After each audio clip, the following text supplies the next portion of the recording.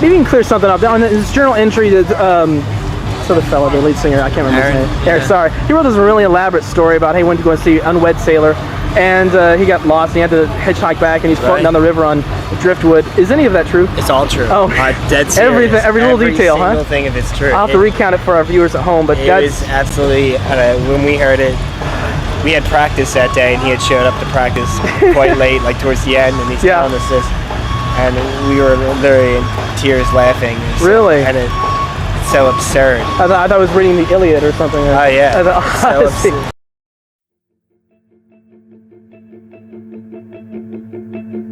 My name's Aaron.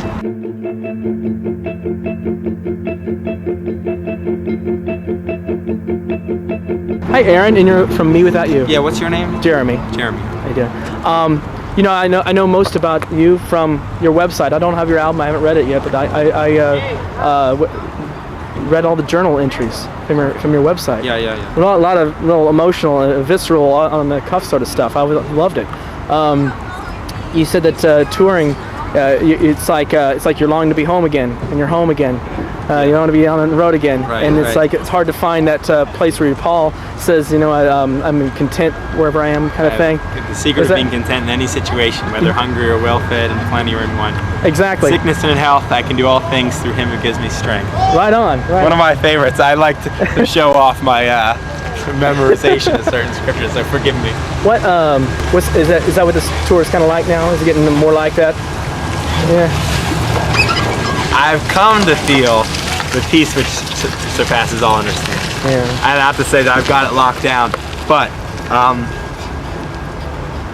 boy, I'm happy. Yeah, it was fairly recently, a couple months ago, but yeah. Something hit me that was the simplicity of the gospel of just love the Lord your God with your mind, heart, soul, and strength, and love your neighbor as yourself. Yeah. And realizing I can do this wherever I am, on the road or at home, and if Paul could do this on a deserted island or in a jail cell, right, and still continue to praise God. If anything, it's like there's some conviction that things are just too good and too easy, you know. And you wonder, why aren't we being persecuted for what we're saying? Why are we being applauded and not fed to lions, you know? That's very true. Yeah, you're right. Here in America, we don't have to contend with that sort of thing. Yeah. I'm focused on it. That's okay. Thank you, brother. Hey, I noticed that in your video and also in your journal entries, you have a real fascination with antiquity. You're talking about cobblestone streets, and you're addressing old stuff. Where did that start with you? What do you love about old things? Yeah. Well, it was a simpler time, I guess. You know, I'm not going to really try and kick some like real deep philosophical thing. Like in reality, I just think it's prettier. You know, it's cool. But I agree. When I think about it, like we were walking around, like looking at New Orleans yesterday. Yeah. And what would this must have been like before there was cars, before there was electricity, and there's just like must have been really. Thank you. Before cameras. Before there were cameras. Before there was so much movement, you know.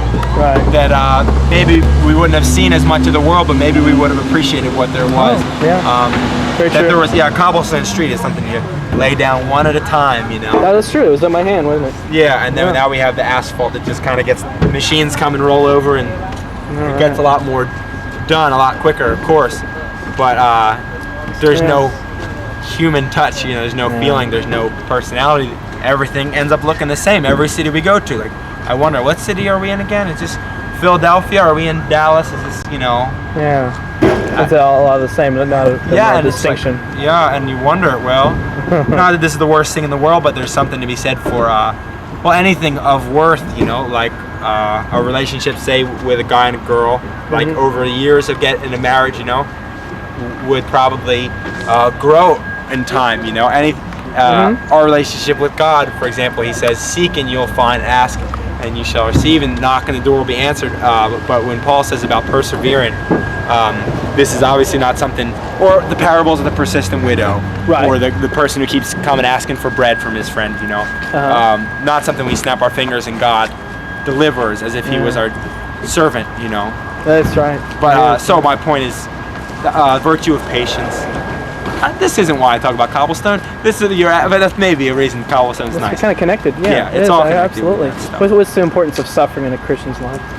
Yeah. You're The asking suffer- that? Yeah, because I got the impression that you were wanting to try and learn lessons from these open wounds that you were talking about, and about lessons, suffering and stuff. That it reveal a symptom of something deeper or something, right? Clear as can be. Woe to you who laugh, but blessed are you who weep.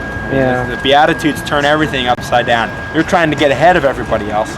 You're trying to rule the world with political might or with force or with manipulation or with money and sex or whatever tools people use to try to overcome you and have other people do their bidding. But Jesus taught us to submit, and he taught us to, or Paul said, why not rather be wronged? Why not rather be cheated?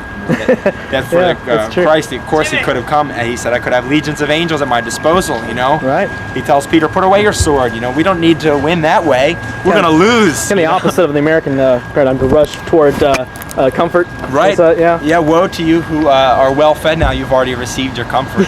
That's right. So it's very clear. It's everywhere. But we ignore that when we choose instead. Well, the American church will pick: don't smoke, don't drink, don't curse, don't have sex. It's like, then you're a Christian. We have these 4 things. It's like, never mind the entire message of the cross. The suffering servant, and no servant being greater than his master. If Jesus is our master, we see ourselves as greater than him.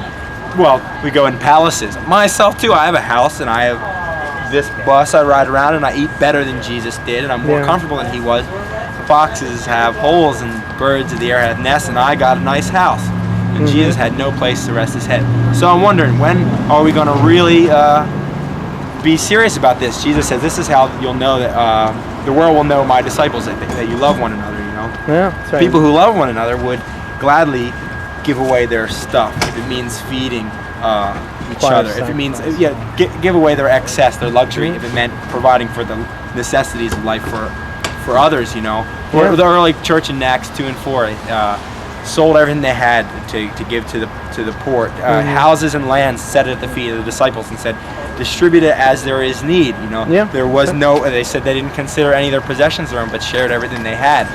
This again, completely counter to the American paradigm. I'll ask one more question. Have you read any good books lately? I don't know if you're into. Yeah, I think. So are you one of the English teachers? Yeah. That's really amazing. Cool. I'm reading A Confession by Tolstoy. I've been trying to get through Brothers Karamazov for the second time by... Daniel said he's reading Tolstoy too. That's his copy I'm reading. He passed it on to me. I'm reading a book called Rich Christians in an Age of Hunger. You can imagine by the name of it what it's about. Good stuff. I don't know, a bunch of stuff. Not much. Actually, recently I haven't been reading much at all. But I've been trying to live more and read less. There you go. But we'll see. Awesome, man. It was a really rich experience talking with you and meeting you too. Jeremy. Some folks are waiting for you. So. Right on. All right.